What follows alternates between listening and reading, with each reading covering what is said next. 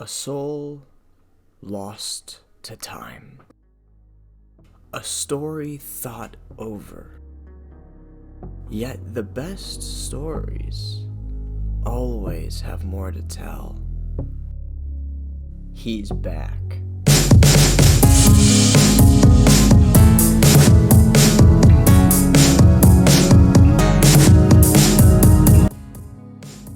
Through a miraculous and intellectually stimulating turn of events that was most humorous and thought-provoking, McGee had his soul re-implanted in a similar body after a xenomorph attack.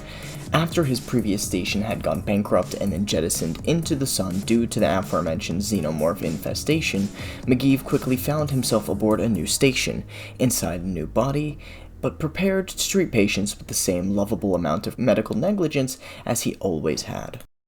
It would in fact not take long for the first unlucky patient to arrive quivering and in pain on the doorstep of the medical ward.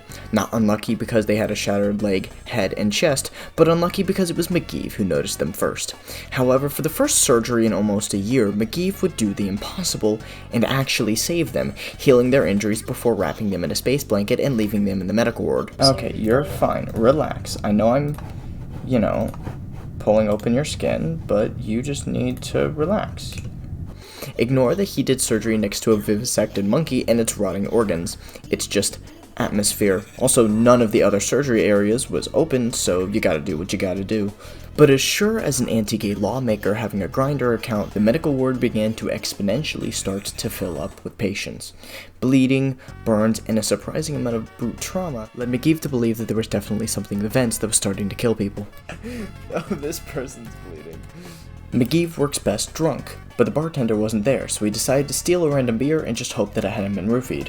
Returning to the medical ward inebriated, he stared at a dead monkey. Their legs, their left leg is actually mangled and they have severe bruising. He fell face first onto freshly lubed tiled flooring and picked up the new patient. This patient was in very bad condition, full body fractures, alive but unconscious, and unresponsive for more than an hour.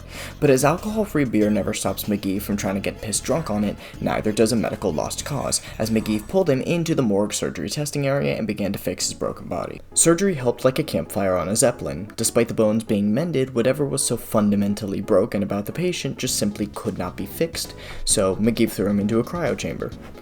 On the way back, McGee noticed a sign for blood insurance. What he thinks happened is that somebody stole all of Medbay's blood stores and was selling it back to people. Spieve did not follow up, he did not want a visit from the blood mafia. Medbay continued to spiral into an uncontrolled collective chaos until the entirety of the main office was set on fire. Oh, Jesus Christ. Pay attention, nerd. Yeah, no, there is fire, yeah. We can fucking pull the fire alarm. There is one around here. The front of Medbay would remain significantly more toxic than the radiation leak that was happening in the engineering bay. If you weren't a patient walking in, you sure would be a few moments later. The blood insurance is probably out of business now, considering that the entirety of our front area just burned to the ground. McGee would also pick up a pair of cat ears. Putting them on, he was transformed into a Catboy. Catboy McGee. Spieve the Catboy, Spieve McGee, Catboy extraordinaire. The list goes on. Spieve McGee is a Catboy, confirmed. This is canon, by the way.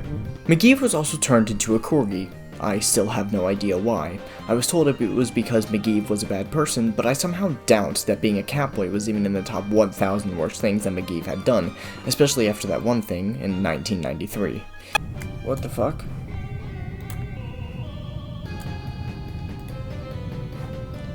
Why am I a Corgi? The shuttle was called only moments later, no doubt because of the Corgiification. PCSD, post-Corgi stress disorder diagnoses would skyrocket after the event. The treatment? Catboyification.